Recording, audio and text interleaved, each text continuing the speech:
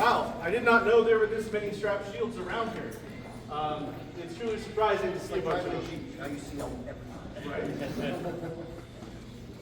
So a little bit of the piece about strap shields.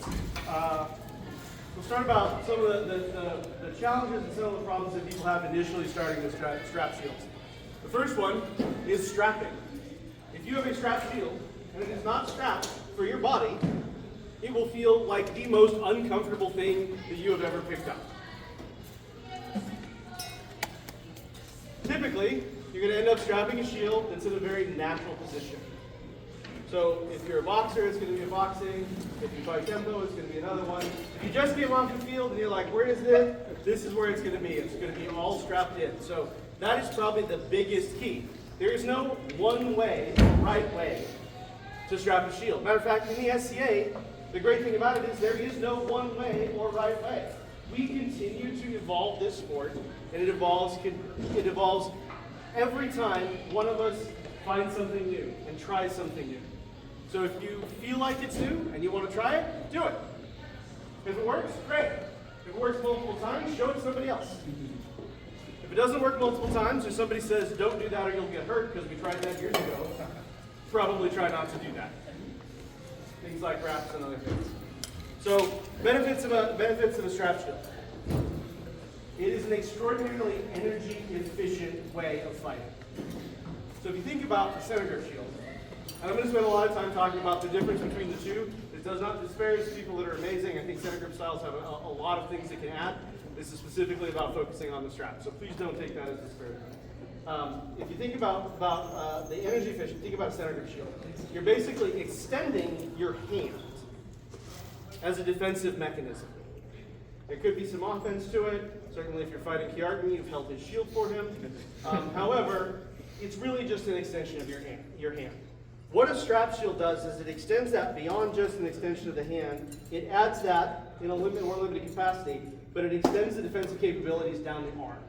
So basically now you have your hand movement, which is what your typical is, and you have the extension of your arm. And you've extended your elbow movement to be able to move these very short boxes and develop this process that allows you to be much more energy efficient than trying to move that around. The other thing it does is it allows you to engage the lat, and it allows you to engage your core, and it allows you to hold that in a very consistent manner. Some center grips have them, but one of the biggest advantages and why you will probably never see a strap round is because of corners.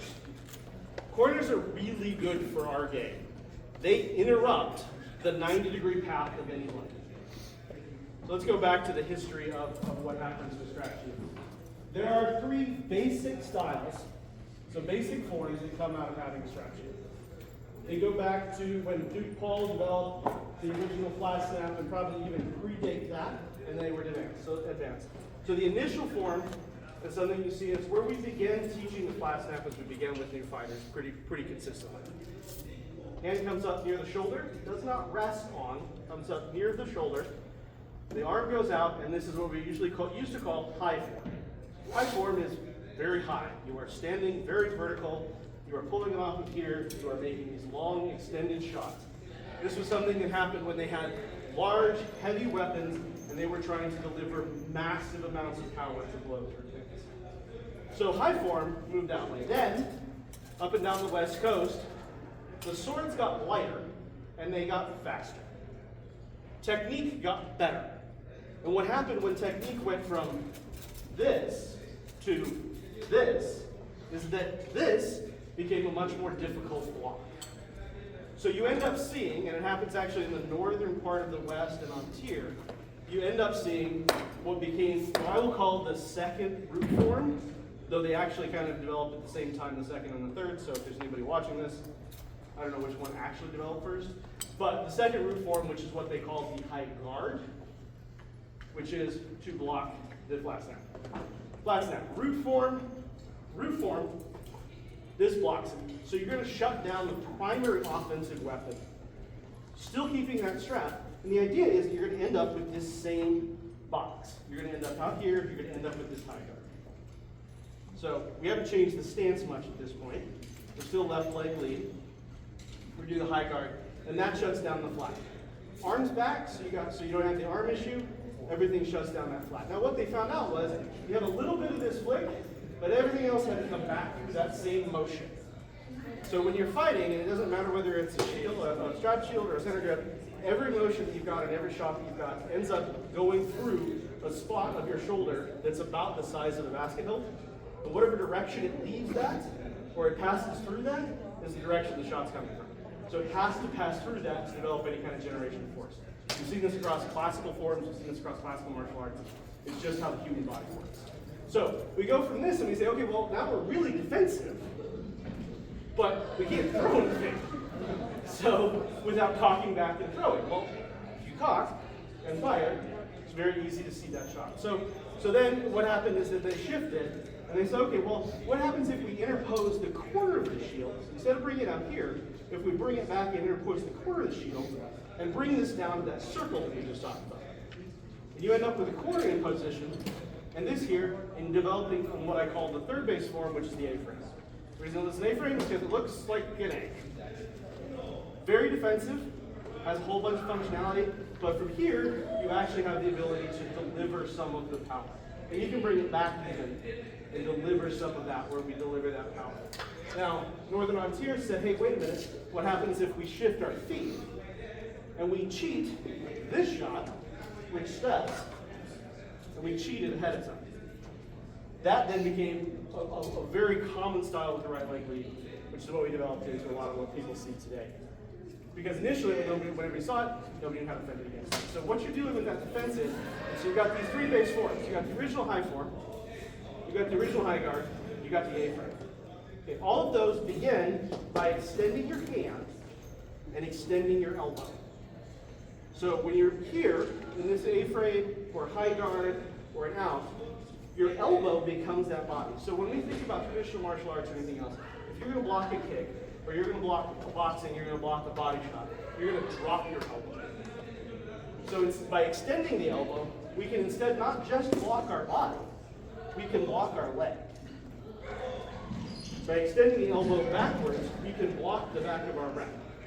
We can block the back of the head. So what we create is we create this long extension that requires very little motion compared to something that requires a lot more motion, say in the form of center grips or other forms. So everybody got it? Three root forms, kind of the history. Now you see that progress, and then you see it branch out. So as it goes across, it goes east across the United States, out of Aiden Belt through on Sierra through the others. You see shield sizes grow larger. You see that functionality become, well, let's increase that defense. You move north, and you end up with Bradmore, and you end up with some of the others, and they say, well, I'm not willing to sacrifice that defense for the ability to move for that mobility. Because, I'm going to use Fenris's here specifically, because what happens is a strapped shield becomes your opponent's shield. And so the bigger it gets, the more it becomes something that you can use to your own advantage. And so when you end up at entire levels, they realize, wait a minute, I don't have to carry a big shield, my opponent's going to do it for me. So we end up with these kind of middling ground shields that end up across that, where we still are interposing the corners. You'll see a lot of heaters. It's not just a period aesthetic. Heaters, kites, other things.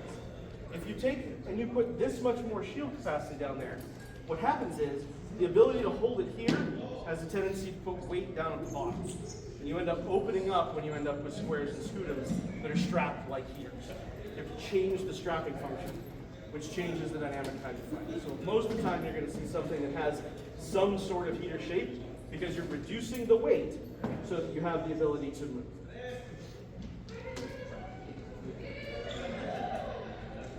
So about 10 minutes.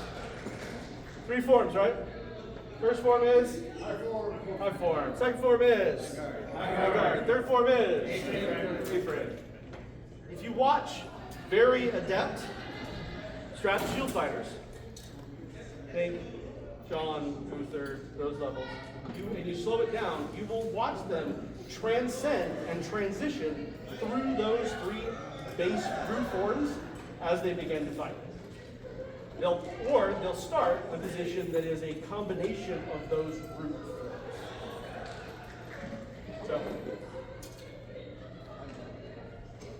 about 10 minutes, got about 5 minutes left, a little bit more. I'll run that for you. The defense, so we'll start with defensive strap shield. There are some phenomenal things that happen with defensive strap shield. That ability to extend your elbow, that ability to fight with a very energy efficient mentality to be able to move that in this kind of wheel circle that happens. And the primary defense in everything you want to do, like you're not going to walk out with Raider and fight him like this. You're probably going to get flat snapped in. So you're going to want to either interpose into some sort of A-frame or put him into some sort of high frame. So I'm just going to shut that down. What it does, it leaves open, this is what everybody sees, it leaves open a lot of that deep offside. So, great thing for center grip fighters to do is deep offsides. Because they, unlike strapped shield fighters, can move their shields out of the way. Because it's very hard to move your shield out of the way. You either have to go all the way and throw behind it, or throw above it, or put it up here. Don't do that. That will break your hand, break your thumb, and also you're completely blind. So don't put it up there. So it's very difficult to do that. So there's the downside. But when you're dealing with that defense, you're really just having this little corner. So you're cornering and sliding. You're cornering. You're trying to interpose these three corners and these two edges. You'll probably see by the scratches where those interpose are marked. You're basically sliding your hands through your hair. That's it. Grace, I have a question for you. So something that I try to do, and I've seen you do, all the leaders do, is a projection, sort of to take and give space, sort of with the shield. Yep. Maybe just a minute or two on that. Look, definitely advanced ideas in moving that. So, the downfall of early fighters fighting with strap shields is they feel that they're very safe. And so they want to curl up and hide and not move. And you can't do that. So what you allow this to do is it creates these abilities to move in and move out. So when you have a center grip shield or anything that's flat, you have this plane of defense. And you can move that plane around here with this flat, its function. When you're dealing with either A-frame or doing some sort of strap shield, you're creating that plane already at a 90 angle to your opponent. So with a flat shield, if I want to create that space, I have to move here to create 90 degrees to cross his T. Basically, he's creating a T right there, and I have to move 90 degrees. With this shield, what allows me to create the space is because I'm actually going to slip into it because I've already created that linear space. I've already created it, so I can just slide into it rather than stepping across to it. And so what that allows you to do is allows you to control that range. And so you'll see a lot of times where we'll fight, and somebody will be out here with a strap shield, and we've got that space, and then they'll pull it. And what happens is it creates a whole lot of space without moving my feet. Yeah, the projection of a movable space. So you create that space. And what we do when we fight is we try and control the space between us. Let me shift from fight a little bit. So that runs ours. Deep offsides, definitely a challenge. High wraps, also a challenge. Really hard to do this, unless you're my knight, and that's exactly what you did all the time. But yeah, high wraps, hard to block. Deep offsides have more challenge to block. You're going to move, you're going to interpose a lot of this. The other thing you're going to do with the strap shield is you're not, 50% of your shield movement is going to be moving your shield to block that. The other 50% of your defense is going to be stepping behind your shield. And I think that's one of the challenges that some people have is that not only are you defending by blocking, you are defending by moving your feet. Because if you watch, like if it's straight on to these guys over here, that hip or that might be motion. But if I do that, I didn't have to move my defense, I just had to move my body. And I don't have to shift. And so half of that's going to be moving behind your shield, and the other half's going to be moving your shield into the advantageous position. Good question. All right, probably about 5 minutes of questions. What do you want to know? Okay, I'll do it. So, I fought His Grace at Coronation, and you shut me down so fast. small buckler here. Every motion I had, as soon as I moved, your shield and you were closer. Move. Yeah. So I had nothing. What's So what I'm doing at that point is I'm still trying to take this T-cross at this section, and unless they're Florentine fighter, this is the only thing that can happen. And so sometimes I'll interpose the blade and the shield, which then allows me to control a blade. And now I'm taking that hand extension and controlling. And I'm controlling the inside line. which is what I wanted so bad. I kept coming to here and it was Yep. gone. Every And time you see came what here, happens is he steps over and he moved his hand, and I moved my hand with it. This is what I wanted. And so I'm playing sticky hands with him Yes. by Thank you. keeping my quarter onto that shield. And so we're here, and he goes, step. And I'm playing sticky hands with this, and I'm just keeping my shield there. And I move back. And he interposes, and I get to slide. And I just slide back. And I never had to move my feet. Nope. So to create distance, what he had to do was retreat. And then I extended. Still gone. Yep. Now, thank you. And then if I extend and shift, I now have control of that. No, I did not. Yep. I hit the ground. And then my hand never moved.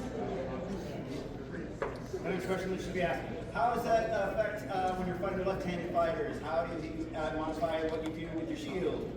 Great question on left-handed fighters. So two things. First one I'll say is left-handed fighters should not fight with a heater or a strap shield. Like His Grace Aaron's probably around here somewhere. Like, people can do it. There are people that are great at it. But truthfully, the best part of having a strap shield is the fact that you're blocking this leg. And you have that ability to extend your elbow. Left-handed fighters don't need to do that all that often. It comes in the other side. So now you have given up the offside, which is this one, for the ability to block something you mostly don't need to block. However, when you're fighting against a left-handed fighter, two things that left-handed fighters have, the bread and butter shots that they have, are an offside and a wrap. So if you can take 50% of the initial engagement away by either going into a very close high guard, and you shift slightly over to block the wrap, or extending the A-frame from a normal A-frame to a long A-frame and shutting down the outside. And you'll see me do that pretty regularly, is where I will shift that movement and shut this down here and bring this over so that I'm interposing my blade between the wrap and the function. So you're intentionally looking for that to come out. I've shut down the outside completely, and so now I'm waiting for that to set up here. Yep, and I can still clear the quarter, so I can still throw the outside, because I'm not here, because you should never put your sword behind your shield and lock it up. I'm not there, so I can still clear that offside. So I can still throw it, but I've shut it down for my opponent. So that's, you said in the beginning, so service denial of a spot. Service to then reduce when you have to. And if we go back to the original piece of how high guards were developed and how A-frame were developed, is essentially to control the initial engagement. That's probably the strongest piece of fighting with the strap shield, is to control what that initial engagement looks like. It says, I want to shut down Rainer's flat snap, I run a high guard or I run a high A-frame. I want to try to shut down Octopus's offside, I'm going to run into that high A-frame. Now, that may not be the best thing because he's going to sidestep me and probably hit me in the ass. But still, it does make a difference when you're doing that. So, yeah, it's still a gamble, but I'm tilting the odds a little bit to do that, and at least giving myself the ability to fire into it. So, great question against left-handed fighters. So either you're using the edge to block and try and cut that wrap, or looking down the back edge, or you're using your blade and shutting down the outside, because you're still trying to control those A lines that come in. Yeah. You started to touch on it a little bit, but how does it change the strategy when you're fighting two weapons at the same time?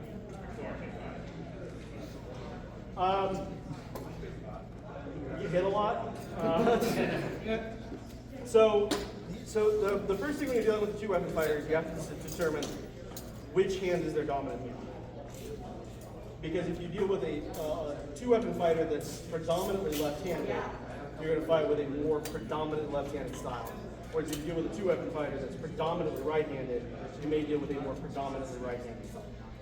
It's because if I go here, and I'm in that, and I have someone that's predominantly right-handed, well, look at my leg. Yeah. And if they know how to do that, then you're just going to get smoked. So you have to kind of develop that. The high guard the high guard really locks it down, so you become extraordinarily defensive. The challenge then is that you have to be able to keep that mobility. And if you don't keep that mobility and keep that range control, if you just stand there, you're going to eat a lot. So are you keeping B and C range and not trying to stay in A range? If your strap shield's here, it's not blocking. So what do you do? Great question. Great question. So, B and C range is great. It's where I love to fight, but everybody figured that out when I was about 19 years old, so they all decided they were going to go into A. So what happens is when you go B range, that's great. When you go to A, what you're dealing with is you're actually then creating that space with your feet. So you're no longer fighting it here, you're fighting it there. You're fighting what you can hit, what can hit you. So you're creating that off kilter. Because if you know that this hand and the shoulder is there, back to that circle, I know that to get over here, I can see it. So you're moving that 90 Yep. from their feet over to their It is arm. literally, if I put this here, when I put this here, you can control that. You have control, especially with the strap shield. Now, That's what I want to do. yep, and he's going to try everything you can to get out of that. Don't want to be here. And wait, it's not just I don't want to do this with any metal. What? I don't want to be with metal. Yeah, he says so. Go ahead. Fighting a lefty, Yep. higher guard. Take the seat, close with them. One thing I've noticed, like fighting Swiss fair,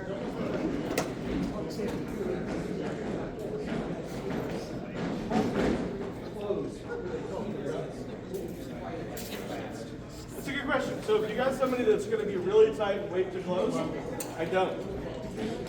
It's their responsibility to come to me. Also, what'll happen is they'll pull something like this, and they'll leave their teeth open, or they'll shift up. Like Sparrow has a tendency to lift the bottom of his shield if he's blocking his head, and doing that, and you just drill it into you do a C-range shot into the inside of his thigh. And even if he blocks it, he's going to force his hand in, and he's not going to like it. So it's a good question though. What do you do? Wait. It's a very patient, very energy efficient style. Also, energy efficient is my way of saying really late. Your Grace, Yes.